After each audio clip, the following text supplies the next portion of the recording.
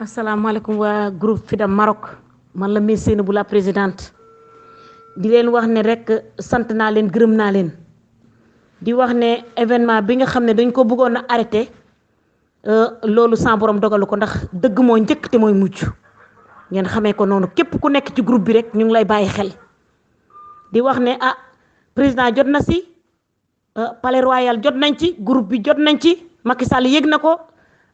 waa Touba tamit xalif bi yëg na ko sëñ Fallou ñëwal na boppam parce que moom lañ tuddee mbir mi bés bi ñëw na taxaw affaire bi day am suba incha allah dama leen di financer ndax nag dëgg ñu roowul ak lu dul dëgg di wax ne rek teel leen a jóg 13h ba 18h ñëw leen képp ku si indi sa dante dinañ la jox sa xaalis incha allah ci kàttanu yàlla jërë ngeen jëf ndax lu ñu bëggoon amul baare ma te yàlla baarewu ma sëñ Fallou baarewu ma maam si Amitiane Serif baarewu ma kon yàlla mu ngi ànd ak way dëgg yi man day Miss Seynabou ene naa ñëpp jàmm waaye képp ku ma ene safaan ba di nga ko gis daaba nga koy gis incha allah dañoo waxoon ne Miss Seynabou amul wéeruwaay amul xaalis amul wéeruwaay amul dara amul doole yàlla ñëw na taxawal boppam wala leen ne moom mooy borom doole yàlla moo ëpp président doole moo ëpp àdduna bi doole ndax moo sàkk président nee nañ duma jàppale son excellence Macky Sall mitinal ko aw ma t-shirt aw ma dara ma dem ak sama ngor ñu jël fonds politique yi séddoo ko bàyyi ma xaar ba nga xam ne nag miti na ba miti ñu daal di ñëw di joxe ay 5000 dirham 5000 dirham fekk na ma fay sama saal bu yàgg 17 laa fay sama saal man le 17 ci suba gi laa fay sama saal man pour ngeen xam loolu nañ ma bàyyi buñ ma indi bu joxuñ ma nañ ma bàyyi rek ku nekk daal dina dox sa dox rek suba moom incha allah yàlla moo leen di financé sama waxu démb mooy sama waxu tey ku sa carte d'identité nekk fii xuusal ñëw jàll sécurité bi doy na lépp doy na waa palais royal wàcc nañ buur bi jot na si Macky Sall jot na ci sénégalais yi jot nañ ci xalif général jot na ci sëñ Fallou jot na ci kon nag sant yàlla te loolu laa bëggoon te am na ngeen jërë ngeen jëf bu leen tiit bu leen ragal bu leen kenn xoqatal génn leen ba kenn laal leen suba 13h sécurité bi day mot sëkk parce que dëgg mooy dëgg mooy njëkk te mooy mujj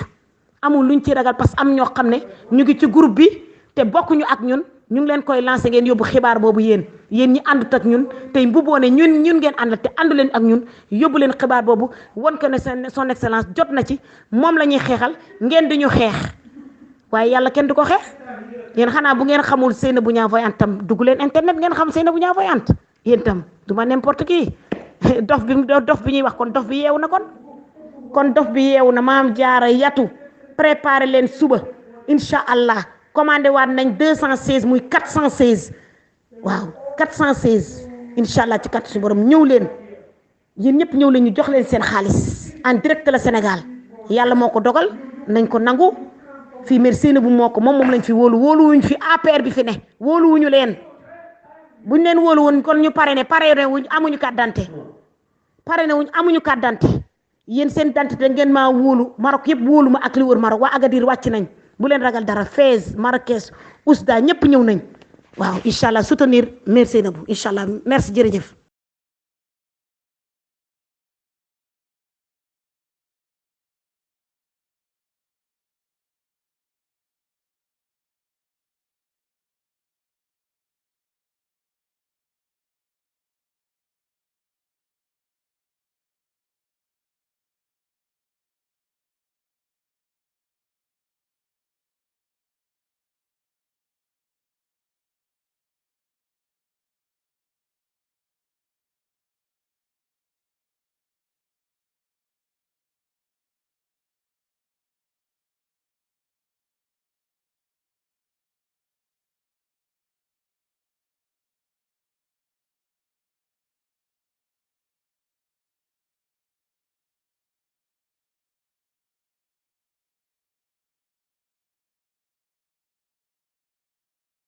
jox ko foofu waa Maroc APR yi nekk foofu à Casablanca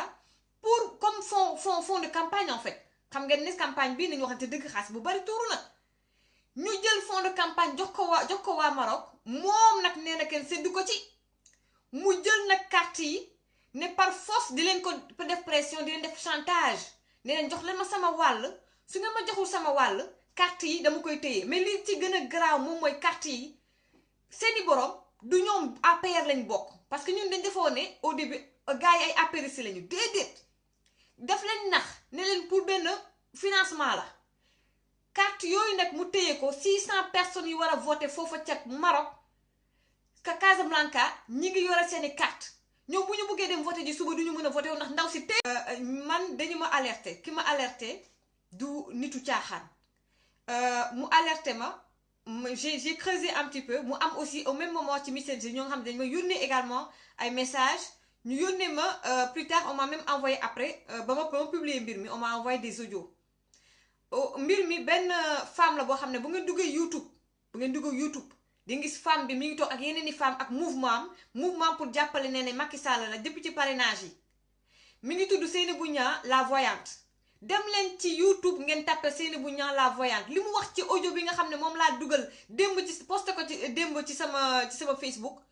li mu expliqué tur yu mu cité ñépp ñu ngi ci biir vidéo bi. donc kooku dafa nekk ko loo xamante ne ça existe. c'est réel c'est pas du fake moom nan la def ci jamonoy parrainage bi dañoo jël ay nit nax leen daal ne pour benn financement la ñu dajale ba mu mot 600 cartes ndekete du benn financement dafa bëgg a utiliser carte yooyu pour parrainage bi pour Macky Sall loolu la waxoon ñëpp pour parrainage bi pour Macky Sall ñu ne déetawaay Macky Sall jël xaalis